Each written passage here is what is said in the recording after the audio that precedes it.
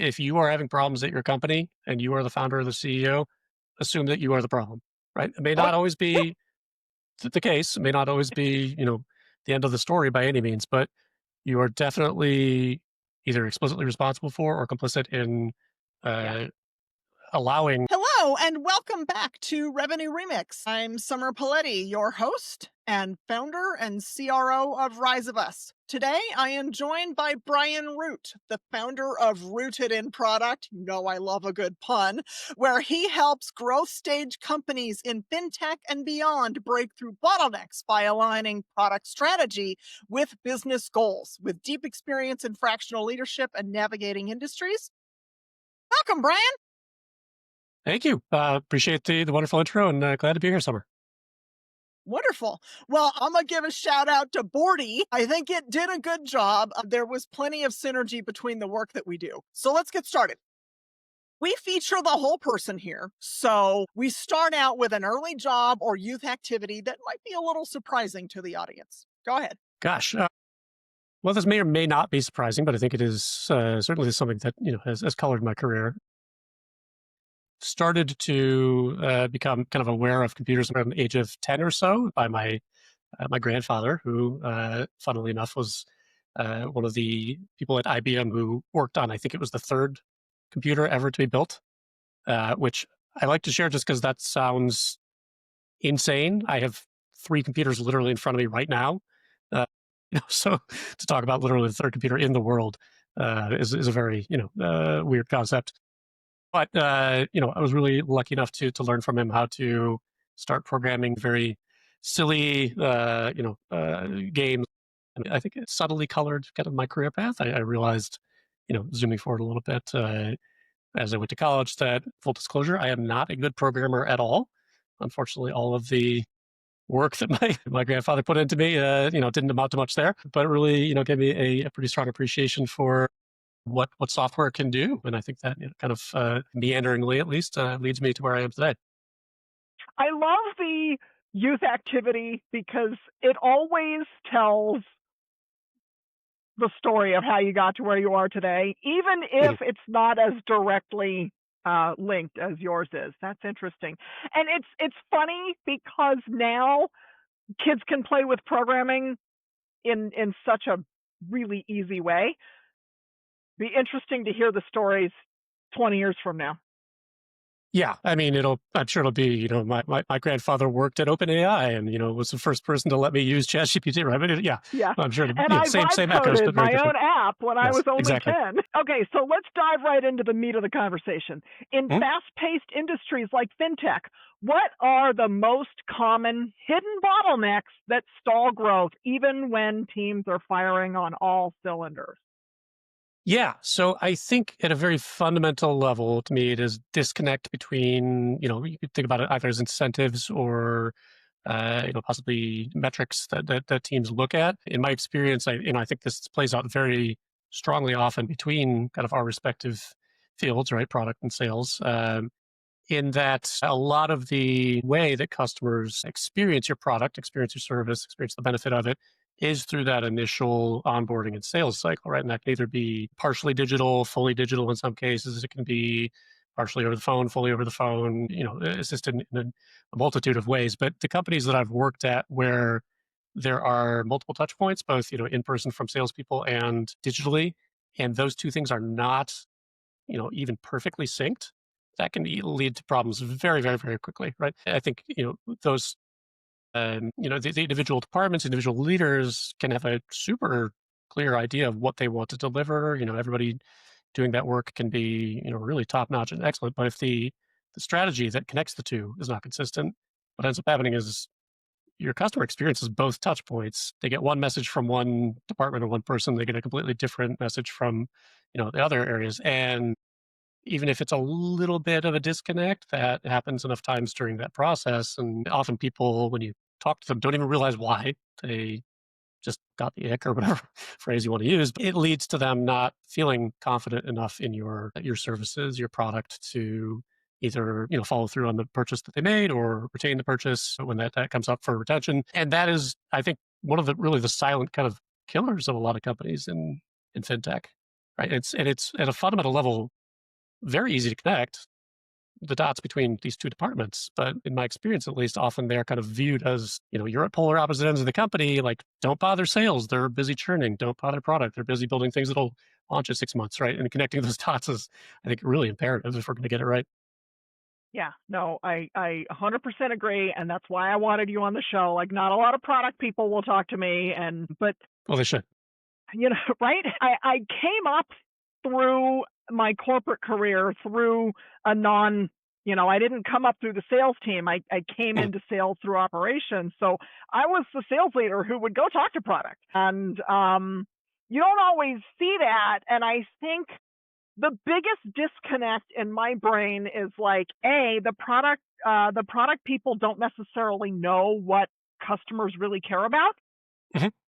And if the salespeople aren't talking to the product people, how are you going to build an experience that users like? Like, how are you going to build a good UX if those folks aren't talking? It just doesn't make any sense to me. Yeah, I would say so. I think both departments, if done well at least, should have a very clear lens on what customers want. But I think where the disconnect often comes in is maybe time period or time frame or context of that research and that understanding, right? I mean, I think sales teams are often fixed on, for sake of argument, a 1 day close or a one call conversion, things like that, but a very short time period, right? Whereas the lens that most product teams are taking is much broader, right? What is the context of your interest, even in this product vis-a-vis, what is going on in your life? Why do you need a financial service? What are you aware of? It's just the lenses are very different. So I've been part of a lot of conversations, frankly, where both sides can come in with strong conviction about this is what our customers want and both are right. But if you don't really get down to that fundamental level of what is the nuance in which you are presenting this understanding of your customer, then it comes off as I understand your customer, you don't. Both sides believe that, and you really don't end up seeing eye to eye. Well, and I would say that sometimes the sales folks sort of shoot themselves in the foot because, to your point, the product has to look at the roadmap. Mhm. And the salespeople are looking at the deal that's right in front of them. They're like, how am I going to catch today's dinner? I probably annoyed the what out of our head of product because it was like, you have to put in this feature because we're going to Mhm. lose this huge deal. And he's like, do you Mhm. even understand what that is going to do to this quarter's? Yep. Like, no. Yep. Yep. So I get it. That's funny. Okay, so let's see. So you've worked with heavily regulated industries like FinTech, where moving fast is crucial because most FinTechs are investor backed. How often do you see companies unintentionally sabotage their growth by prioritizing speed over structure? I mean, I don't know any answer other than all the time. I mean, I think it is a constant challenge. I mean, and this is not even just from a product lens. I think just, kind of putting on my fake CEO hat as well. It is very challenging, particularly I think in the fintech space, because it is, or at least has been over the last, call it 10 years, so hot, so competitive that I think there's a constant sense of if we don't do this as quickly as possible, then somebody else is going to, right? So Mm. everything is viewed through this lens of we have to, come out with bigger, better as soon as possible. There's a ton of pressure in the space. But the reality is, I think that the companies that really get it right have a very keen sense of what their customers want. Again, to the point of our conversation a second ago, both on sales calls, right, and in the moment of conversion, but also in a very, kind of macro sense, right? What is the underlying need that they have that, kind of will endure throughout time, regardless of technological capability, right? Just like what are we fundamentally speaking to that our customers need? A lot of the time it is uncertainty or even fear, right? In this space at a very fundamental level, right? We're selling things that allow them to access capital to secure their lives, to ensure, their future in some capacity, right? So being able to really tap into that in a way that is really fundamental, I think helps to maintain a focus that, will pull you out of the what are we launching today, this week, this month into how do we just get better and better and better at addressing that fundamental need over time. But that is hard. I mean, there's so many announcements in the space, right? Every month, probably more frequently sometimes. It's like, new company enters the space, new funding Yeah. round, new AI capability, it's completely all newness. And it's very easy to fall into the trap of if we don't really launch at a commensurate rate, then we're falling way behind. But I don't think that is really true. I think you have to pull yourself out of the hype of the headlines Yeah. and really ground yourself in. Again, a lot of this is going to come back to customer research for me, right? Are the conversations that I'm having with the customers over the phone really changing? Are they calling me up and saying like, "Hey, I saw your competitor launched X. Where's X? I need X from you," right? Probably not happening. Are we doing research and seeing that their needs have actually fundamentally changed just because, Yeah. ChatGPT 5 came out? Probably not, right? So like I think really just grounding ourselves in the reality of what's actually happening with our users and our customers, not reading the headlines is really important. Yeah, no, I think you hit the nail on the head. If you stay focused on your ideal client and Mhm. their business challenges and how you positively impact their world and help them meet their initiatives, you can't go wrong, which means we should probably also have the customer success folks in the conversation so that sales is going to be out there chasing some of those headlines and watching Mhm. the competitors and maybe Mhm. not totally rooted in what the actual customers actually care about. Sales is, we're covering shiny object syndrome later, but there's a lot of let's avoid that and just what do people actually care about? Yes, I love that.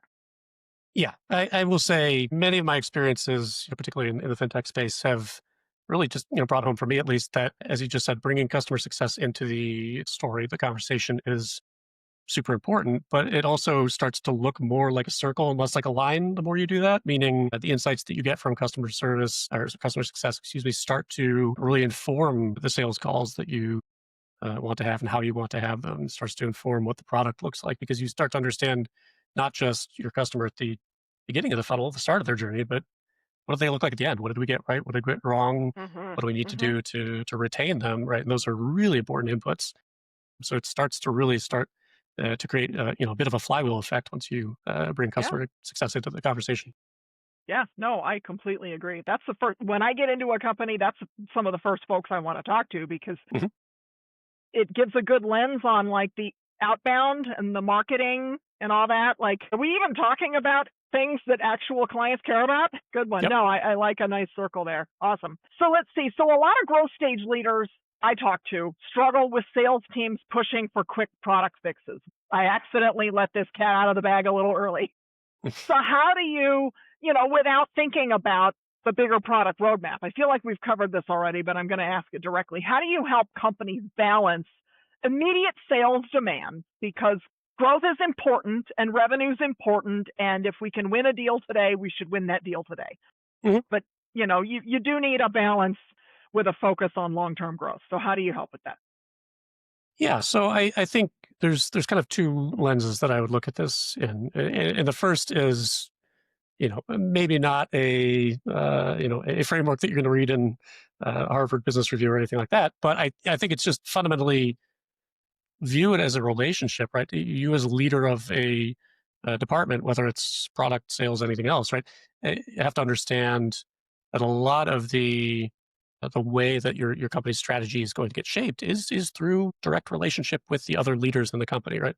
You start to Mhm. manage a lot more horizontally when you're at that stage of leadership than vertically, arguably, right? So that doesn't to me mean like I have to be best friends with the sales leader, right? But it does mean that we have to respect where the other one's coming from. We have to be pragmatic. We have to be willing to not just articulate, kind of where we are coming from and explain our thought process, and also be willing to change it if given, different input, but also, listen to the other side, right? So I think fundamentally, if that reciprocal, just I'm going to do my best at least to understand kind of where you're coming from, why you're requesting these things from both parties is in place, then you have the foundation for a good working relationship, a good ability to find the right balance for your particular company of short-term and long-term priority. If it's not, I don't know how much you can do. Then it kind of turns into a turf battle, and you need probably to bring in the CEO to tie break a lot of things, and those are ugly situations to work through. So, I think that's the first thing I would look for and really advise people to think about. I think the other aspect specific more to product management for me is we do fall into the trap a lot of thinking about, how do I write my 6 to 12 month roadmap? How do I really plan for the future? How do I try to build, yes, big things, but in kind of incrementally built ways. But falling into this kind of long term, I'm the only person at the company who really thinks about what the future looks like a year from now, other than the CEO, like that can happen candidly. It certainly happened to me at times. And really kind of pulling yourself back and again, being pragmatic with yourself of, yeah, scrapping our short term roadmap to launch this feature probably ruins every single plan I've made for the last 3 months. But if that brings in, X million dollars and ensures that we have, a much longer runway, and then I can get back to my long-term planning, those can be, at least, those can be the right decisions to make. But finding that balance of when do I move very pragmatically and quickly and kind of sacrifice long-term goals for the short term versus, the opposite of that. I think it's one of the hardest balances to find as a product leader at early stage companies, right? I've worked at, some of the really large, FANG companies as well. Often you have a little bit more leeway there, right? To just say, hey, we're working on an 18-month project. It is what it is. I don't have to, necessarily think about this week, right? Because we have a cushion, right?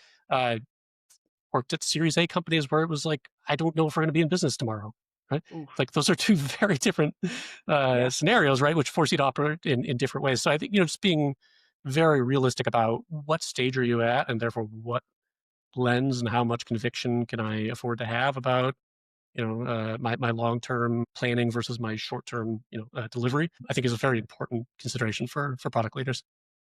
Yeah. No, you said so much there that's good.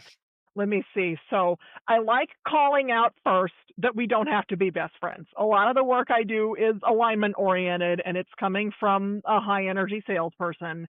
Mhm. I'll call that out right there. Like, okay, y'all don't have to go to dinner together, but when we're sitting in this meeting room, you have to be respectful. So that's fine. Something that helped, actually, it wasn't me. This is something that my product leader in my corporate career did that helped me find that balance. And I'd be like, oh my God, we have this big deal and they need this and that'll secure this huge deal. And he'd be like, okay, so let's go through the roadmap and pick the other feature that we're working on that you're okay with delaying. And that forced me to think like, I was like, oh my God, I need that. Oh, I really need that too. And then you're like, okay, what sacrifices are we making? Because you can't get it all done. And so to find a way to find a trade-off is also sometimes helpful, because sometimes I was willing to let that client go, or let that deal. Like, oh God, it's not important enough. We have like 10 people waiting for this. Never mind. I'll tell them, call us next year. Sometimes you have to make those trade-offs.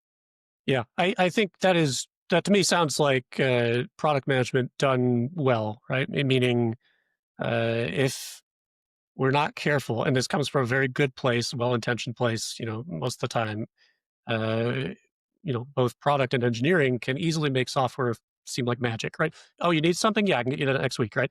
And if you Yeah. don't really articulate the cost, Hmm. that not only is there a cost of actual developers and time spent coming up with requirements and a lot of work to validate and test, et cetera. And granted, some of that is being reduced by AI these days, so that cost maybe is a little bit less than it used to be.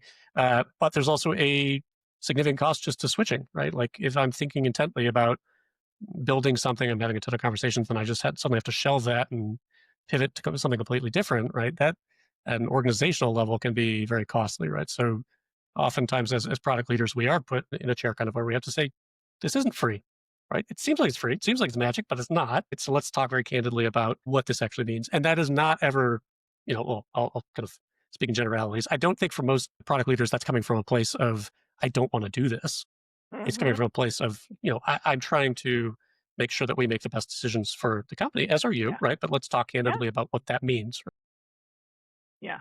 Yeah. I think that's important to remember, is that you might not always get along with them. You have Mhm. completely different priorities, but Mhm. you're still on the same team. Yeah. Yes. Should be at least. So Yes. this leads perfectly into the next question I wanted to Mhm. cover with you. So I asked this as a fractional leader. So this is more calling out the elephant in the room. Fractional leadership is trending right now. Like, everybody's fractional. Mhm. But from the perspective of the potential company we might work with, how much can it really fix if there's deep structural dysfunction with a company? Mhm. And when is it just putting lipstick on a pig? Yeah, that's a great question. Sorry. So I think there's two sides to that coin in my experience, right? One is how authentic is the company's desire to change, to improve? Mm-hmm. And I will say candidly, the clients that I work with are the ones that I think can demonstrate an authentic desire there.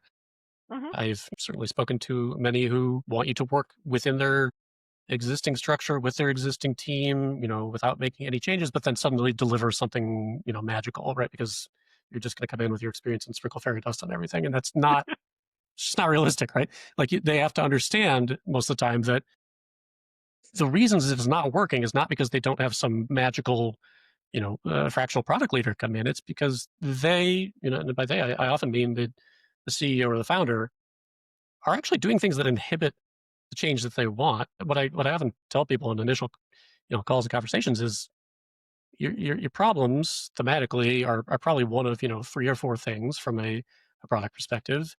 You want to understand the strategies to fix those things. I'll send you 10 podcasts, 3 books, and whatever. It's all out there. If you want to consume this yourself and implement it yourself, like that's theoretically not hard. Why aren't you doing that? Right? Mm-hmm. It's because you're not, able to see in a lot of cases, or act upon maybe the things that are holding you back organizationally, and often that is because of the specific lens, that the founder, the CEO, the people in charge of that have. So I think that's one aspect of it. The other aspect that we bring in, I think, as fractionals, right? If we're good at what we do, hopefully, right? As I think about it, kind of as pattern matching, right? I'll say personally, in my career, I've, as I already referenced, I've worked at a very wide variety of companies, not only just in terms of industry, size, maturity, types of products that they're building, and I really, have had the experience of identifying that the commonalities between what leads to really impactful products and commonalities of what does not kind of just boil down to some very fundamental patterns. So coming in as a fractional, I'm often able to identify the specific areas to probe very quickly because of that pattern matching, right? So I think if you're hiring the right fractionalist, I'll say it should be somebody that can come in and relatively quickly diagnose not necessarily the specific fix, right? That often takes a lot more time. Where do I need to poke? What do I need to look at? Uh, Eliminate all the other noise and just really find the fundamental thing that needs to change. Mm-hmm. And so I think when you talk to people who are saying, yeah, I can turn around your entire, department in a month. It's like I would be very skeptical. I would run for the hills on Right. that, right? I can identify probably what's wrong, but I'm sure it's a very fundamental problem that will probably need, in a lot of cases, 6 to 12 months at least to fix Mm-hmm. because, companies are huge ships. Turning them around and changing how you navigate them is, it's messy, it's complicated, it takes a long time. Yeah, it does. You just reminded me of the nightmare client from earlier in my non-corporate career. It was everything's broken. We're circling Mhm. the drain. We don't want to change anything, but Right. fix our company in 30 days. And I was like, Yes. what? No, absolutely not. That's just not a thing. Yeah. I don't know if anybody Yeah, can do that, but certainly not me. no. That's why I have a heart to heart with every CEO when I start a project, and it's like, Mhm. okay, there are 2 people that can kill this project, and they're on this call right now. So Mhm. here's your job. Here's my job. You got to help me through it. And that pattern recognition was wild. When I left my corporate career and I started working with other companies, it was eye opening how many challenges my employer had gone through that I thought, like, why are we like this? Mhm. And then getting outside of that bubble and going, oh, wait, these are just business challenges. Like everybody has them. So when you're inside an organization, yeah, you take certain things for granted and you're like, oh, that's just the way things are, but maybe not, without realizing that, no, this is a common problem and there is a fairly common way to address it and get over it and get past it. That's where the outsider lens can help tremendously.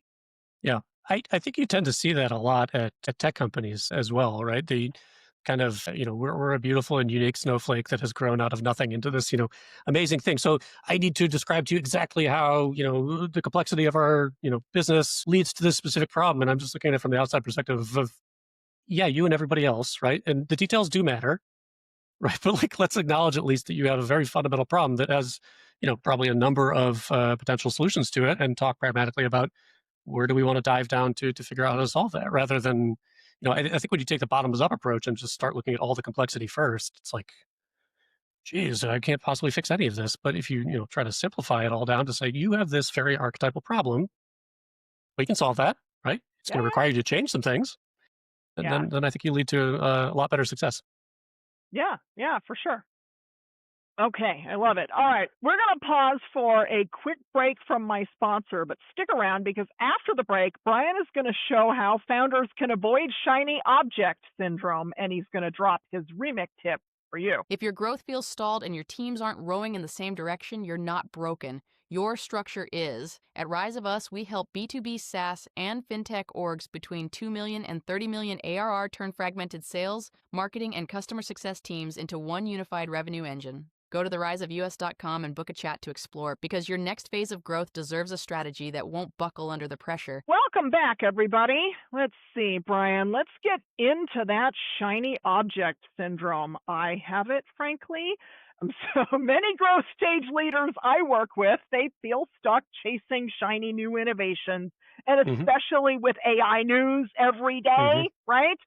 But core systems aren't built yet, or the client doesn't care about that new thing. So how do Hmm. you help them shift and solve on their real growth challenges? I think, frankly, probably the majority of founders and CEOs who have taken outside money are probably feeling a ton of pressure to adopt the latest thing just to keep Mm-hmm. their board happy, to make it appear that they are kind of at the crest of the wave, even Mm-hmm. if that's not necessarily the right thing to do. So I have talked to Mm-hmm. people in those chairs who are like, this is probably not what I would do, if left to my own devices, but they feel just compelled, right, to follow the crowd to some extent on that because it is financially in their best interest, frankly. I think recognizing that that's part of it, it's people are not chasing shiny objects right now, particularly AI related shiny objects, because they are ignorant or, uneducated about what AI can do or anything like that. In a lot of cases, it's just, this is what makes sense for me and my company, and,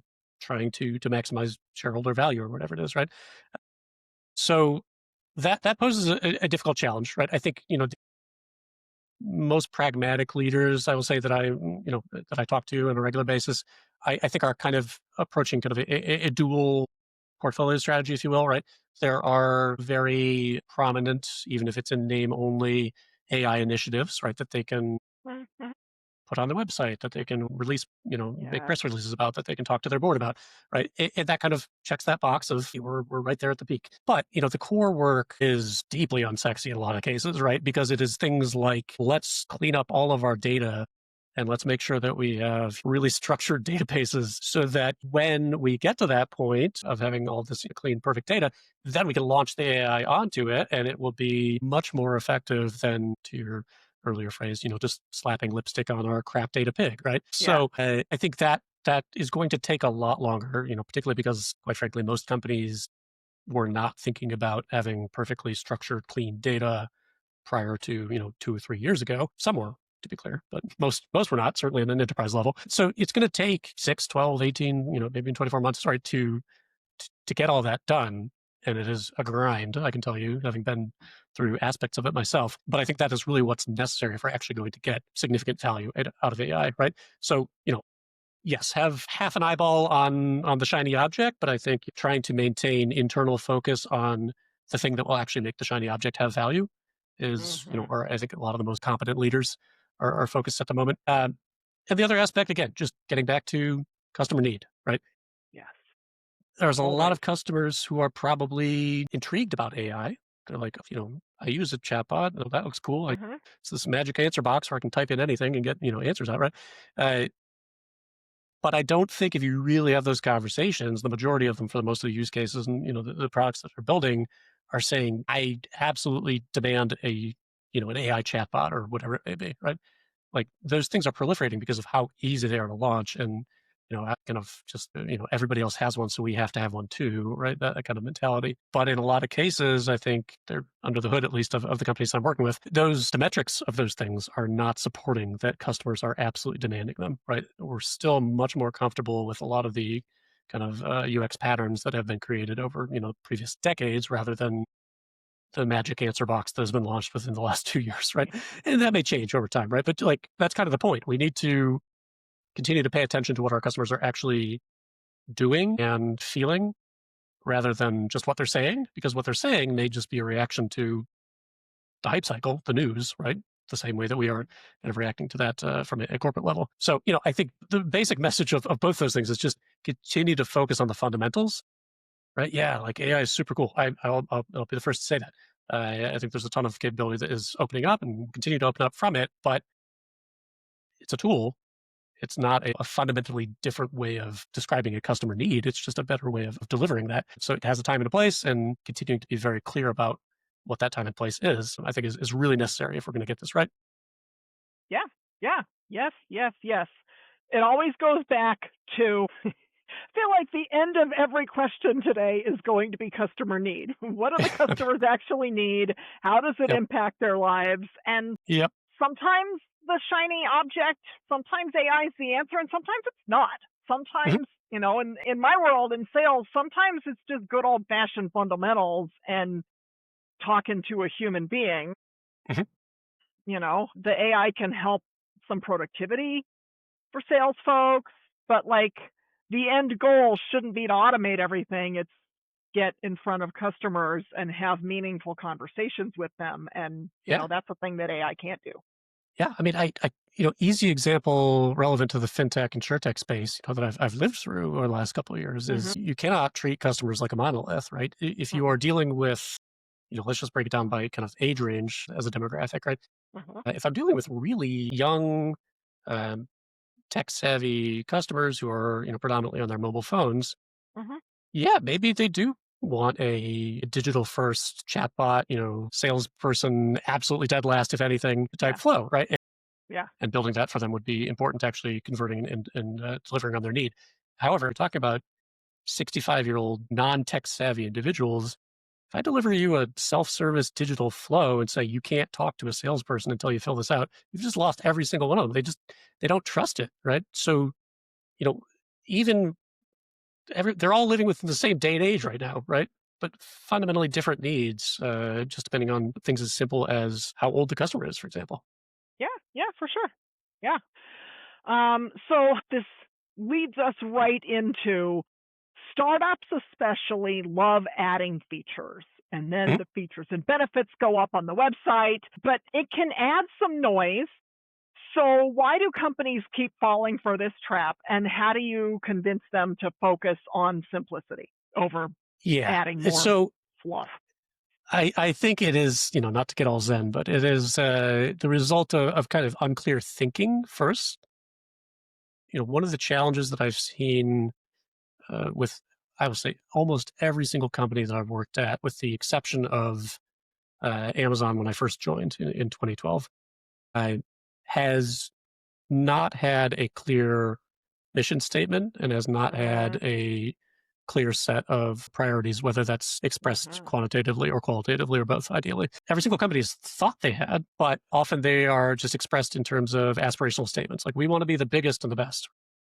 Yeah. Okay, what are we willing to trade off to get there? Until I understand, you're describing a wide open highway. Great, I can do literally anything, and all of it's going to point us down the same direction. That's not how it actually works. We have to talk about, we are willing to not do this in order to accomplish that, right?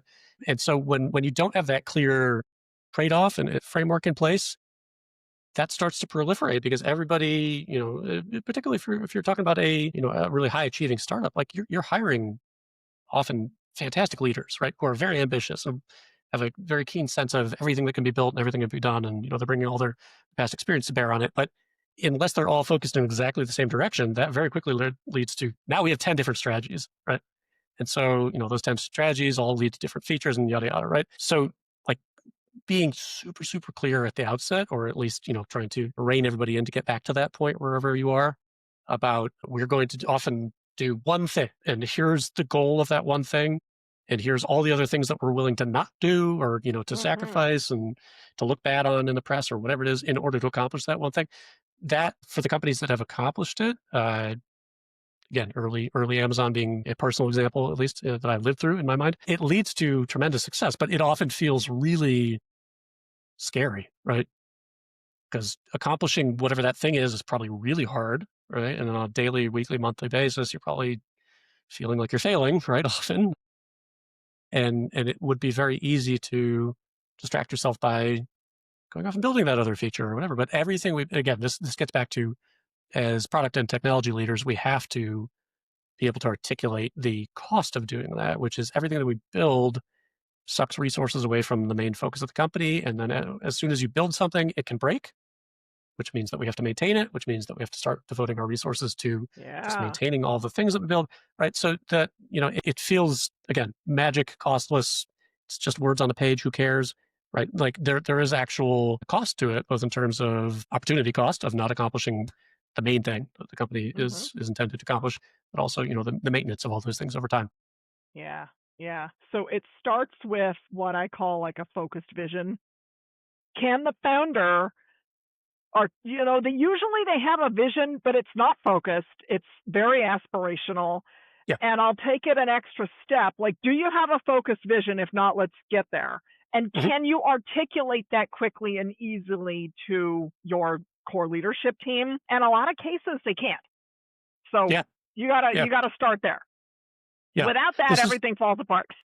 yeah. And I like how you remind them like about the maintenance. Because as I think about things from a sales lens, oh my God, we need this thing because this one customer wants this thing. But then it's not just the programming now; it's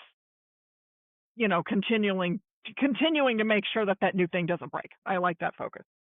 Yeah. I mean, once you build something, it tends to build on itself, right? Like Yeah. people feel ownership over it. They want to improve it. So, okay, it's just one feature now, but then suddenly it builds into this suite of features and then that grows its own set of legs. And it's just again, like cutting these things off at the root and saying we're not going to go there.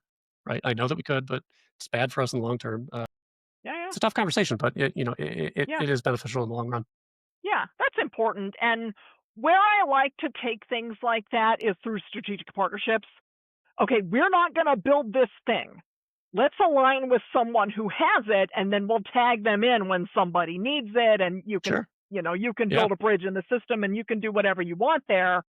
Mhm. But if it's outside of that focused vision, let's partner it out. Yes, you're hitting also another thing that I see a lot, as particularly at early stage tech companies, which is we have phenomenal engineers that can build almost anything super quickly. Mm-hmm. So we're going to fall in love with that and build everything in house, right? It's like why are you rebuilding all these tools you can get off the shelf for $100 a month? Like, again, focus your resources where they're actually going to have the most strategic leverage, and not build just because we can build. Yep, yep, yep. I love it.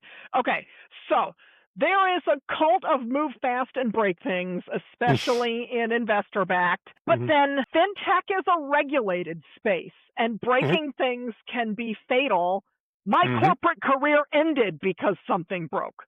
So, how do you balance that urgency with smart and sustainable growth? Yeah. So I will say the regulation, I think, has probably curbed the worst aspects of move fast and break things, which is just I don't care about my customers, so I'm going to launch stuff and learn from them in real time. Which I think for products where we're talking about people's financial safety and livelihood to some extent is, I don't need to say, a very bad idea.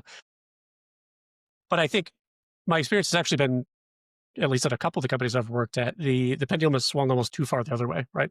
You allow kind of the Mm-hmm. regulation and the Mm-hmm. conservativeness that comes with that to start to dictate what is allowable even to test, right? Mm-hmm. Mm-hmm. I'm not going to name company names, but I've worked at companies where the conversation would basically be, are any of our competitors doing that? If not, we can't.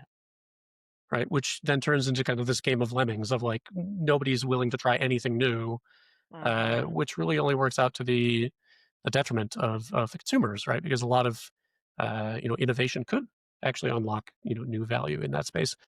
So the thing that I've found that I think is really necessary to not only kind of making innovative progress within companies in these regulated spaces, but doing so in a way that isn't cavalier and isn't going to put a consumer livelihood at risk, is to I mean, I'll put this just very plainly: become best friends kind of with your compliance team. They're often put in a position where they're kind of at the end of the process, and they just get to whack this hammer down and say no. Like, they're just sitting there saying no all day long, right, to everything that comes to them. And I will say, when I started out in this space, I was just like, who are these jerks, right? They just say no to everything. The more I got to actually know them, the more I can understand, like, many of them don't really enjoy that dynamic, right? They're like, everybody else at this company is getting to build things and do all these cool things, and I'm just sitting here like whacking my no hammer, right? And there is an appetite, if you actually invite them into the process, for them to start to feel like they're part of something. And then if you can bring them in early enough at the ideation stage, they can whack their no hammer. But it's like this tiny little thing where they're just like, no, we can't really do it that way. Right? It's not this like, I just crushed your entire product idea. And so you can use them to help kind of shape the ideation and the tests that you're willing to run. And by the time you get to the conversation of, can we launch this? How do we launch this? Ideally you already have their buy-in, right? And so it feels like a little bit of a longer, arguably more complicated process, because you have to involve these other teams in the product development process that wouldn't at other companies necessarily already be involved. But again, in my own experience, I think it has led to innovation being at least tested, if not implemented, in scenarios where I think if I had not involved them from the start, they, again, would have just scuttled the whole thing and moved on. Yeah. It's important to remember that humans like to be included. Mhm. And I learned the hard way, of course, because that's all lessons, right? That if the only power that someone has is to say no, they Mhm. use that power prolifically. Mhm. And if you give them space to say yes and you make them feel included, yeah, it's harder in the beginning, but it's so much easier in the end. Yep. Agreed. Yep, I agree 100%. Okay, so we're getting ready to wrap up. We wrap up every one of these interviews with a remix insight. This is something that might be a little counterintuitive, a little punch in the face, food for thought. So for founders and product leaders stuck in growth purgatory or some plateaus, what Mhm. is some no nonsense advice for smashing through barriers and driving real momentum? Yeah. If I'll give you a little bit of a spicy take here. I think my consistent experience has been, if you are having problems at your company and you are the founder or the CEO, assume that you are the problem, right? It may Oh, not yeah. always be the case. It may not always be, the end of the story by any means, but you are definitely either explicitly responsible for or complicit in uh, allowing whatever that issue is to grow and to continue, right? You have the power as the person in the CEO chair to stop it. So I would say, ask yourself why that's not happening, right? And what I see often, founder mode, which came out, whatever, 6, 12 months ago, was kind of an interesting offshoot of this, where it was everybody else is the problem, not me. You just have to kind of allow me to, control everything. And then, the company will just be fine, right? Which is, great. Like, that's sort of taking responsibility, but to assume that you as the founder can literally do everything and and still grow, I think is a bit foolhardy, right? So I would look at it as, what can I do that still places trust in my people, Mhm. but puts the accountability for the end result, still squarely on my shoulders as a CEO. And often that can mean, bringing in a third party, fresh set of eyes to advise and to direct, as we do as fractionals, right? So kudos to the people that hire us, right? I think they're taking the advice to heart. But if you're looking at a problem at a company that you have started, you're fundamentally the person who has the power to solve that at the end of the day. Yeah. Yeah. You're either the problem or you're allowing the problem to Mhm. flat out. I love that. Okay, so enough about work. What is something that you do just for fun? Well, a lot of things. I tend to pursue activities that I think are at least a mental counterpoint to my work, right? Which is usually very focused on, kind of efficiency, scaling, building digital things. So I tend to pursue physical, real world things. So, just a couple examples of that. I enjoy running a lot. I'm training for what I think will be my 8th ultramarathon coming up. Jesus.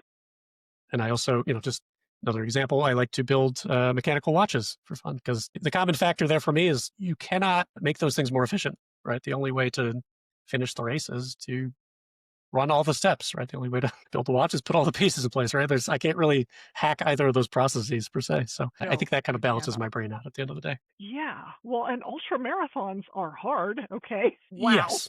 Yes. Yes. Zero desire to do that. You say run, and I'm like, yes, like a 5K. Yeah. I mean, maybe a little bit of a glutton for punishment. What can I say? All good. It's all good. Hey, use it while you got it. So what is the best way for our listeners to find and connect with you? Yeah. Find me on LinkedIn. It's Brian Root, or my website, rootedinproduct.com.